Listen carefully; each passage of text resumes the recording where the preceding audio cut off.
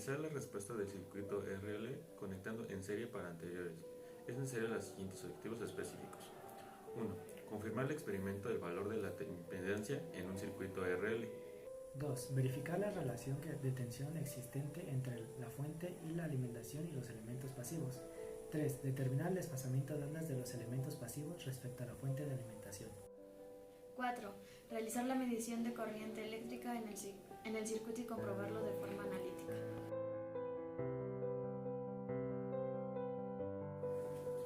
Material y equipo de laboratorio que utilizamos fue un multímetro digital, una resistencia de cerámico de 330 ohms a 10 watts, un osciloscopio, puntas para osciloscopio con terminal de Caimán, una fuente regulable de corriente alterna de 0 a 120 volts, un inductor de 100.8 milihenries, unos caimanes y una clavija. Circuito RL. Es un circuito eléctrico que contiene una resistencia y una bobina en serie, además de una fuente de alimentación. Se dice que la bobina se opone transitorialmente al establecimiento de una corriente en el circuito. En una resistencia R, la ley de Ohm establece que la corriente, dependiendo del tiempo, va a ser igual a la tensión sobre la resistencia, siendo I la intensidad de corriente en amperios, V la tensión en voltios, R el coeficiente de resistencia en ohmios. En el inductor L, la ley de Faraday impone que su tensión va a ser igual a L por la diferencial de tiempo de I, dependiendo de T, donde L es el coeficiente de autoinducción en henrios. También tenemos en cuenta las leyes de Kirchhoff, que establecen el comportamiento de los circuitos. Ley de corrientes. En cada nodo la suma de corrientes que entra es igual a la que sale. Ley de tensiones. En cada ciclo cerrado o malla, la suma de diferencias de potencial es nula. Ley de Kirchhoff de tensiones. La ley de tensiones de Kirchhoff indica que la suma de tensiones alrededor de una trayectoria o circuito cerrado debe ser cero. Por estar en serie y aplicando esta ley, podemos ver que la tensión total es la tensión en la resistencia R más la tensión en la bobina L, por lo que la FEM es igual al voltaje de la bobina más la resistencia. Aplicando la ley de Ohm a la resistencia y la de Faraday a la bobina, se obtiene la siguiente ecuación.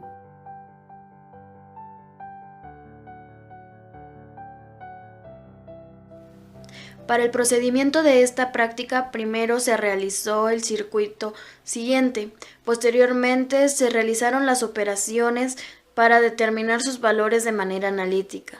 Para continuar con el procedimiento, se alimentó el circuito y se conectó al osciloscopio para tomar sus medidas experimentales según lo solicitado en la tabla. Posteriormente, se tomaron los valores obtenidos a través del osciloscopio. Y para finalizar, se solicitó que se midiera el ángulo de desfasamiento entre las ondas que producía el circuito. Para el desarrollo de la práctica, primeramente se estableció una corriente a 12 volts en el módulo de laboratorio. Posteriormente, se realizó la conexión solicitada del circuito. Para continuar, realizamos las operaciones necesarias para determinar de manera analítica la tensión, la corriente, tanto del inductor como del resistor. Los resultados obtenidos se muestran en la tabla siguiente.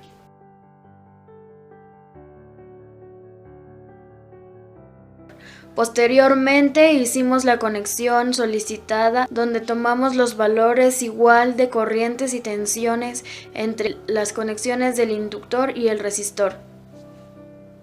Los resultados obtenidos de manera experimental se muestran a continuación.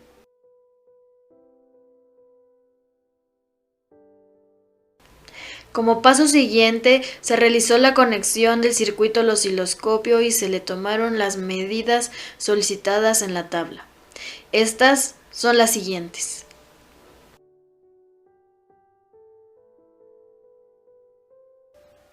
Para finalizar, se calculó el ángulo de desfasamiento a través del osciloscopio entre la tensión del resistor y la tensión del inductor con la tensión inicial del circuito. Los resultados se muestran en la tabla a continuación.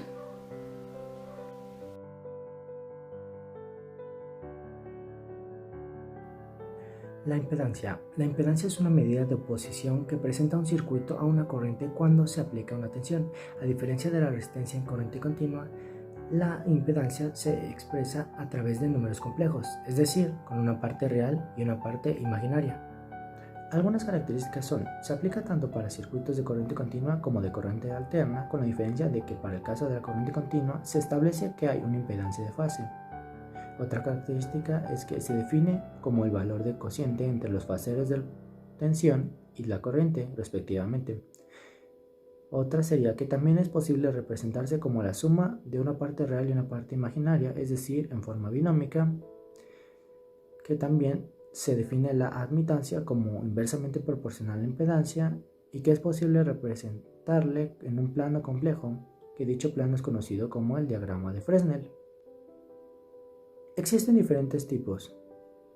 Uno de ellos es la impedancia capacitiva, que esta clase de impedancia se relaciona con la resistencia ejercida al cambio de corriente dentro de un capacitor, la cual se asocia a su parte imaginaria cuando la reactancia capacitiva es mayor que la reactancia inductiva.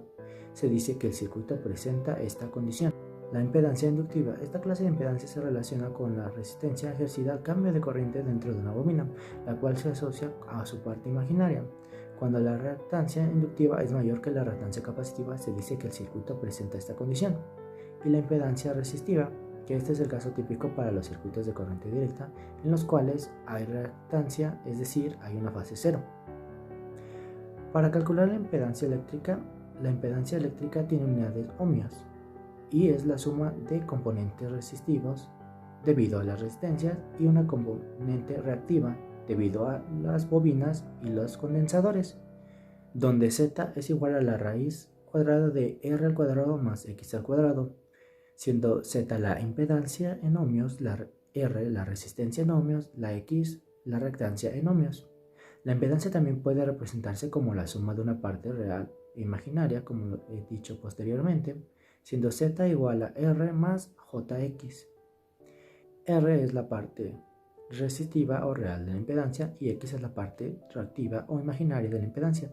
Básicamente existen dos clases o tipos de reactancias: reactancia inductiva, XL, debido a la existencia de inductores; reactancia capacitiva, XC, debido a la existencia de capacitores. La impedancia en series y paralelo. La impedancia se trata como una resistencia con la ley de Ohm. La impedancia es igual a su suma, siendo, si están en serie, una suma directa y si están en paralelo, una inversa. Bueno, ¿qué es un inductor? También conocido como bobina o reactor. Es un componente pasivo de un circuito eléctrico que, debido al fenómeno de autoinducción, almacena energía en forma de campo eléctrico.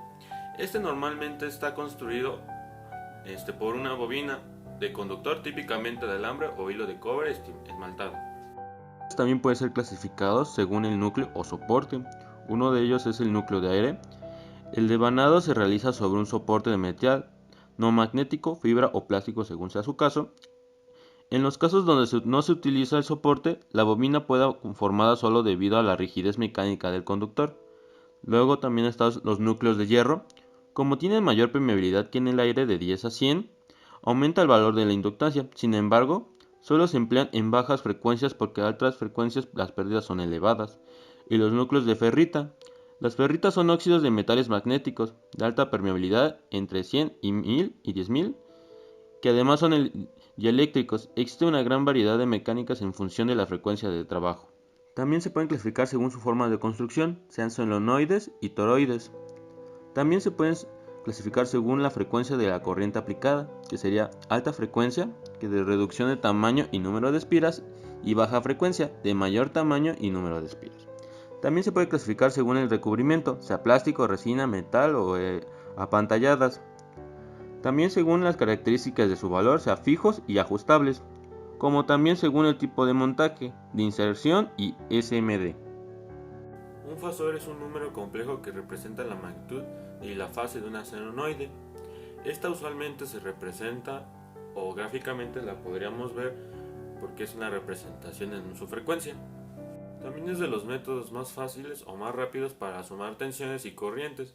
Es el utilizar el vector radial en rotación, también conocido como fasor. En los circuitos de tensión y la corriente alterna son excitados por fuentes senoidales. Una senoide es una señal que tiene de forma de la función seno y coseno. Las senoides representan la forma más frecuente de la naturaleza y de ahí su más importancia, que también son en respecto al tiempo.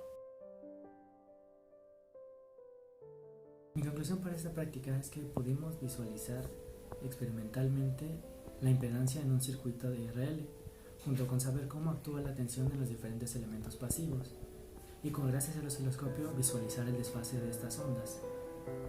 Como conclusión, pudimos determinar de manera experimental la impedancia en un circuito IRL y verificar las diferencias de tensión existentes entre la resistencia, el resistor, el inductor. También pudimos observar el desfasamiento de onda que hay dentro del circuito. Mi conclusión para esta práctica es decir prácticamente que estuvo interesante, ya que pudimos ver de forma experimental cómo es un desfase de onda. También pudimos calcularla para corroborar que dicho desfasamiento visualizado en el osciloscopio era correcta. También cabe recalcar que nuestro equipo tuvo un problema con nuestro osciloscopio, ya que la tensión marcada en el mismo era diferente a la empleada en la práctica. Por eso tuvimos que hacer diferentes cálculos para que esta pudiera ser regularizada de forma correcta y pudiéramos sacar la práctica adelante.